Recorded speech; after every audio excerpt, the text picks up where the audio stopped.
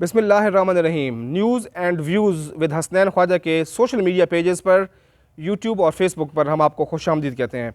आप देख रहे हैं news and views with Hasnain Khwaja और मैं हूं हसनैन ख्वाजा। उम्मीद है कि आप सब लोग खैरियत से होंगे।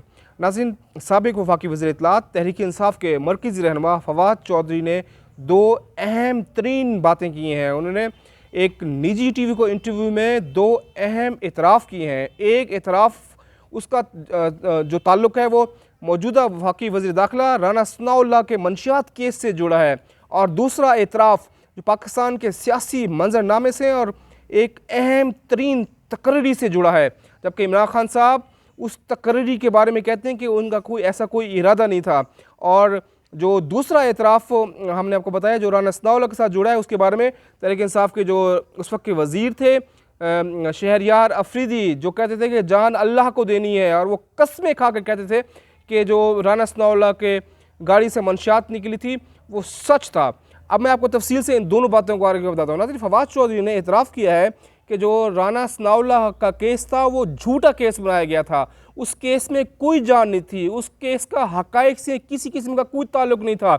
और फवाद चौधरी ने यह बराह रास्त इल्ज़ाम लगाया है ANF के सरबराह पर, ANF के जो मौजूदा अफसर हैं उन पर, कि ANF के उस वक्त के अफसर ने हमें फ़ोर्स किया था कि आप ये इस तरह का केस बनाएं। यानी फवाद चौधरी ने एक तो इतराफ़ की है कि ये राना सनाउल्लाह पर जो मंशियात का केस बनाया गया था वो झूठा था, वो उसकी कोई ज़रूरत नहीं थी। दूसरा, वो उन्होंने ANF पे उसको मुर्द इल्ज़ाम ठहराया, और वो कहते हैं कि उन्होंने काबीना के इजलास में भी ये अहम नुक्ता उन्होंने बताया कि काबीना के इजलास में भी उन्होंने ये पॉइंट उठाया था कि ये राना सनाउल्लाह के ऊपर आप जो केस बना रहे हैं ये बोंगा केस है, इसमें किसी किस्म का कोई दमखम नहीं है, ये झूठा केस है। उनकी गाड़ी से जो मंशियात बरामदगी का केस हुआ था जिसमें राना सनाउल्लाह 6 महीने गिरफ्तार रहे हैं, 6 महीने से ज़ायद गिरफ्तार रहे थे, और राना सनाउल्लाह उस वक्त भी कहते थे कि ये झूठ है।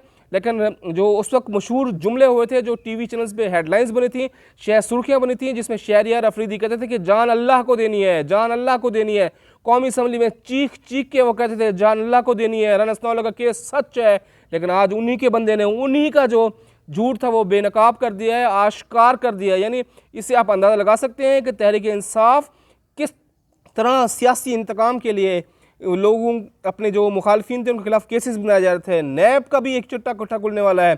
नैब के साबिक चेयरमैन की कुछ ऑडियो वीडियोस बहुत सीरियस किस्म की वो भी कुछ हैं, वो भी मंजर आम पे आ सकती हैं, जिसके बाद यही जो नैब न्याजी गठजोड़ का अपोजिशन उस वक्त कहती थी वो भी वहाँ से उसका भी बेनकाब हो जाएगा सारा सिलसिला। यानी तहरीक इंसाफ अपने मुखालफिन पर इंतकामी कार्रवाइयों के लिए मुख्तलिफ़ किस्म के, कभी FIA को, कभी नैब को, कभी ANF को, कभी एंटी करप्शन को, कभी दीगर इदारों को इस्तेमाल करते रहे, और मुखालफिन को जेलों में डलवाया गया, सज़ाएँ दी गई। आज उन्हीं के अपने बंदे ये भांडा फोड़ रहे हैं। दूसरा जो सबसे इम्पोर्टेंट फवाद चौधरी साहब ने इतराफ़ किया, वो कह रहे थे कि जनरल बाजवा ने जो इमरान की हुकूमत थी उसके साथ भरपूर आउट ऑफ द वे ताउन किया, लेकिन जो मामलात बिगड़े वो एक अहम तकरीरी से थे। ज़ाहिर बात है ये अहम तकरीरी कोई मेजर जनरल की प्रमोशन की तो नहीं थी, ये अहम तकरीरी पाक फ़ौज के सिपह सलार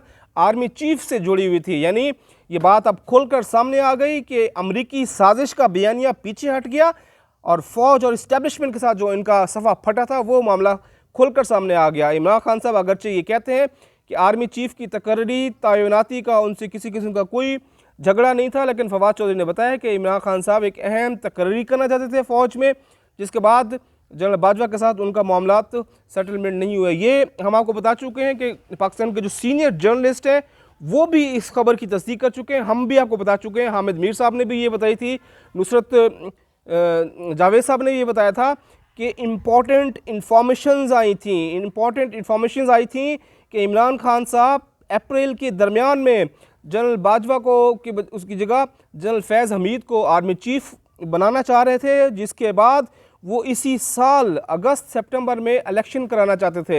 यानी 2022 में पाकिस्तान में जनरल इलेक्शन था, और उनका प्लान ये था कि इमरान खान साहब को किसी तरीके से 2/3+ मेजॉरिटी ली जाए, और ये जो बैसाखियाँ उनको मिली हैं, जो उनको इत्तेहादी मिली हैं, वो सारे ख़त्म हो जाएँ। ये बड़ी इंपॉर्टेंट आपको हम डेवलपमेंट्स के बारे में पहले भी बता चुके हैं, दोबारा हम आपको बता रहे हैं।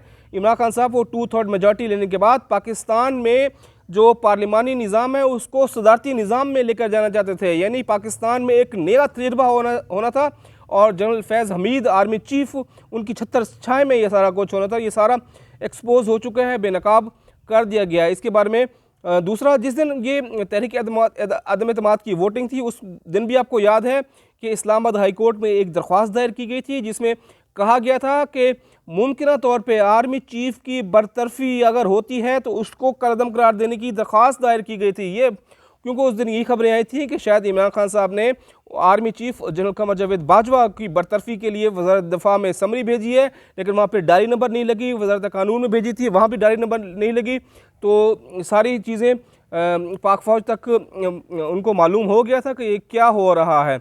तो ये अब ऐसी फवाद चौधरी के इंकशाफात हैं जिससे वाज़ेह तौर पर यह बात साबित हो गई है कि इनका इस्टेब्लिशमेंट के साथ अगर कोई मामला था तो वो एक पेज पे ना होना था।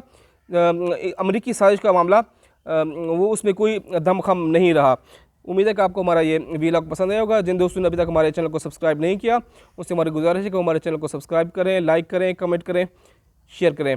अपने दोस्तों का, रिश्तेदारों का, फैमिली का सबका बहुत ख्याल रखें। अल्लाह हाफ़िज़।